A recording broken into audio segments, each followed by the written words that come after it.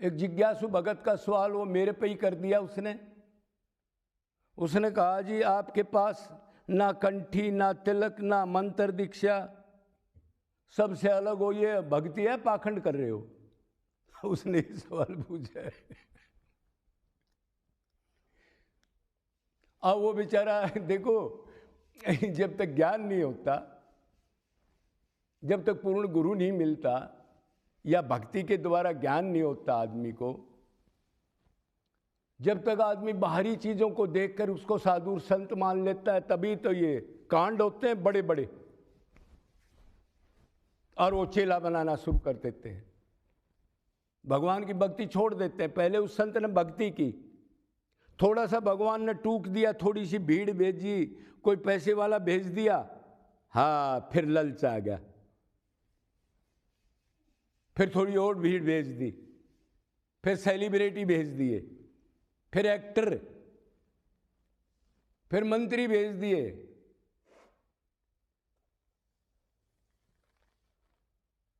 वो कैसे आए? भारी आचरण देख करके। और दूसरा, जब उसके पास 50,000 से ऊपर आदमी हो गए तो अब वो मंत्री संतरी सब आने लग गए, सब माथा टेक रहे, उनको आशीर्वाद देने लग गया, और नरक में जाने की उस संत की तैयारी होगी। देखो कैसे पतन होता है, पहले ये सुन लो आप। तो आप जो पहचान करते हो माला तिलक कंठी संप्रदाय, ये भारी आचरण जो ढोंग का आचरण होता है, उसकी पहचान करते हो। अब आपको मैं ढोंगी लगता हूं या क्या लगता हूं वो तो आप जानो। वैसे हम तो सबसे नीचे ढोंगी ही हैं, हम तो यही समझते हैं अपने आप को कि हम दोषी हैं, हम साधु नहीं हैं, और बड़े साधु हैं।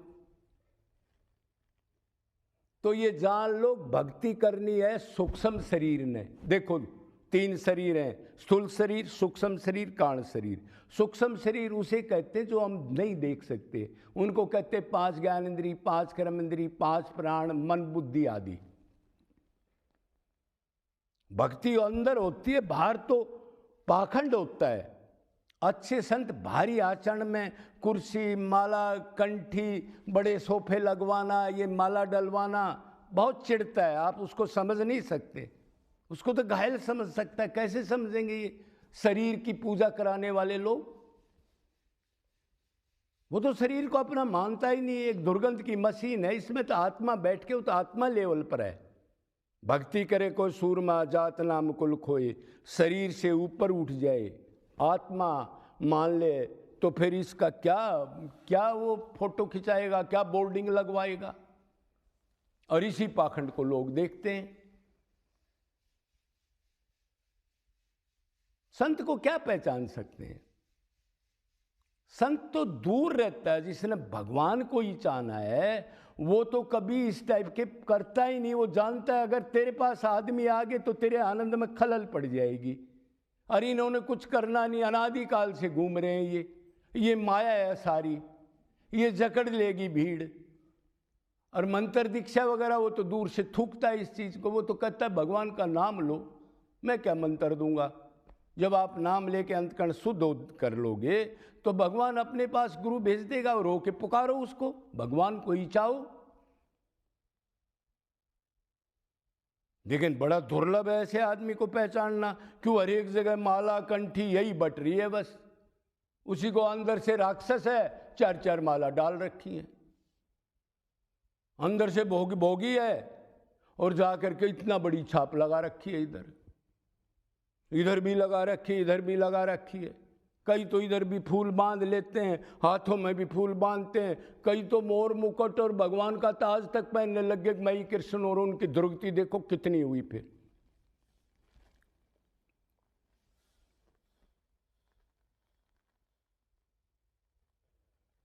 तो भक्ति को समझना बहुत दुर्लभ है। भक्ति तो शुरू जब होती है जब तृण से ज्यादा नीचा, वृक्ष से ज्यादा सहनशील, दूसरे को मान दे, खुद दोषी मान ना चाहे, और प्रारब्ध के कर्म को, दुख सुख को निरंतर उसका प्रसाद समझ के सहे, उफ ना करे भगवान का आगे मन से भी मैं भक्ति कर रहा हूं, मेरे साथ क्या हो रहा है।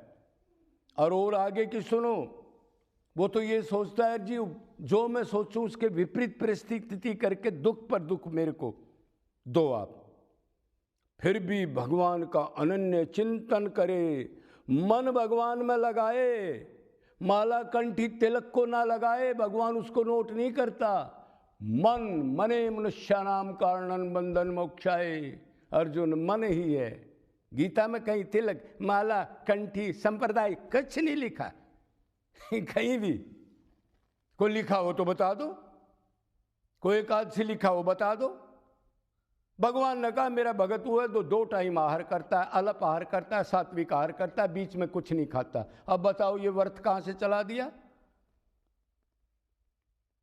तो ये तो बाद में लोगों ने फैला दिया चेले बनाने के लिए, उनको अट्रैक्ट करने के लिए तरह तरह के नियम में कि ये साधु बहुत अच्छा ज़्यादा नियम बताएगा, वो बहुत बढ़िया लगता है उनको। तो भाई हमारे तो गुरु भी माला तिलक कंठी कुछ नहीं देते थे। उन्होंने कहा मन से पुकारो, ढोंग मत करो, माला तिलक कंठी में तुम पाखंडी मन के अहंकार और आएगा, मैं उस संप्रदाय का, ऐसी माला ऐसा तिलक, मैं ये कुछ नहीं, अपराध नाम अपराध करता घूमेगा आदमी, अंदर कुछ नहीं होगा। तो भाई आप समझ गए होगे, आप पाखंडी भी कह सकते हो, हमारे को तो कोई ऑब्जेक्शन नहीं, आप गाली भी दे सकते हो, कोई ऑब्जेक्शन नहीं। क्यों? हमने भगवत प्राप्ति तो हुई नहीं, तो हम अच्छाई कैसे करें, कैसे अपने आप को साधु माने? संत का मतलब होता है जिसने भगवान के दर्शन कर चुके हो। ऐसे थोड़ा ही खोपड़ा मल सब संत बन गए और लग गए पुजवाने अपने आप को, फोटों को, और फूल बिछवाने लग गए और बाजा बजवाने लग गए और बड़ी बड़ी गाड़ियों में घूमने लग गए, उसको संत मान रहे हो क्या? अरे संत तो इन पैसे वालों से, इस सेलिब्रिटी से बहुत दूर रहता है, वो तो बाहर गेट पे भी नहीं आ सकते उसको। वो शेर आधीन नहीं होता कभी, जो भगवान का प्यारा उसी के लिए मरता हो, वो छोटी छोटी चीज़ों पर राजी नहीं होता। ये राजा आ गए, महाराजा आ गए, ये एक्टर आ गए, तो 2-2 पैसे के आदमी हैं जो भोग में लिप्त हैं। तो अब आप समझ गए होगे भाई, मंत्र दीक्षा एक ही है, भगवान का कोई भी नाम है, पूरी ताकत है, मत किसी पाखंड के चक्कर में पड़ो आप।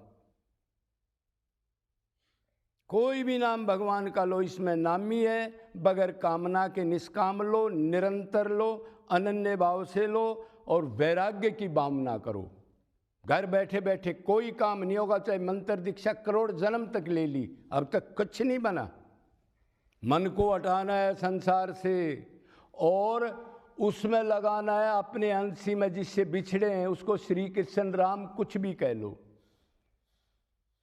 वेद शास्त्रों का, सब साधनाओं का एक ही निचोड़ है, उधर से मन हटा दो, इधर लगा दो, बाकी उसको और चीजों को फेंक दो आप। मंत्र कंठी माला कुछ नहीं, सारा मन को हटा दो, उससे प्यार करो, रो करके उसको पुकारो। जब आपसे रहा नहीं जाएगा, इतने व्याकुल हो जाएंगे, तो वो भी आके खड़ा हो जाएगा। बोलो वृंदावन बिहारी लाल।